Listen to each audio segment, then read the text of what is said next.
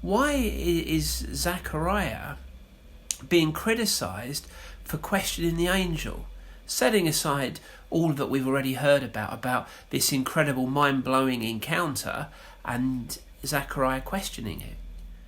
Roll forward by comparison to later on in Luke chapter 1, where Gabriel visits Mary, and this young teenage virgin, with all the excitements of her engagement to Joseph as a fiancée, planning her wedding, all of that jazz, and suddenly an angel turns up and redefines all of her expectations, all of what she knows to be normal. And it says in verse 29 that Mary was confused and disturbed. Well, I think that's a very generous way of putting it when you're a teenage virgin with an angel telling you that you're about to go through some of the most traumatic experiences a young girl could go through. And Mary, again, she questions us, how can this be? I'm a virgin. And she doesn't get told off like Zechariah. Instead, the angel unpacks it, explains it more, and Mary says, I'm the Lord's servant. May everything you say come true. So we see in Mary a different response to that of Zechariah. But similarly to Zechariah and to Abraham, there's a sense of questioning God. So in our passage, how come or why is it that Zechariah seems to get treated differently to Abraham and to Mary? All three situations are impossible in the natural except God.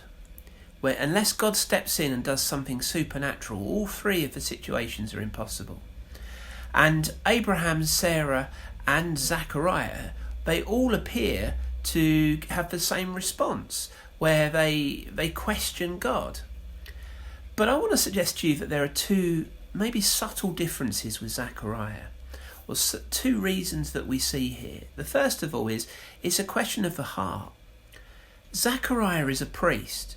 He's made it his business to tell people all about God, to tell them how to follow God, how to trust God, how to believe in God, how to follow the purposes of God, how to discover a relationship with God for themselves.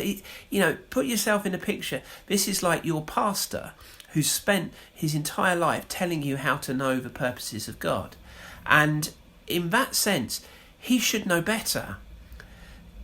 When the angel appears, here is somebody who's qualified to recognise the things of God.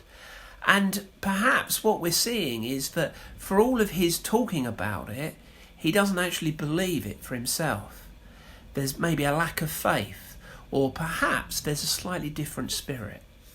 Either way, I think it's fair to say that the angel expected something different of Zechariah. And that maybe explains something of why Zechariah is treated differently to Abraham or to Mary. But I think we also have to take that this is also a sign to the people. When Abraham asked God, he was given a sign. And when Zechariah asks the angel, he too is given a sign, only he becomes the sign because he's struck dead. He's struck dumb, so he can't speak. And in there, I think, lies something of this dual nature of what we're seeing. There's both a sign and a witness, and there's a challenge to Zechariah's own faith.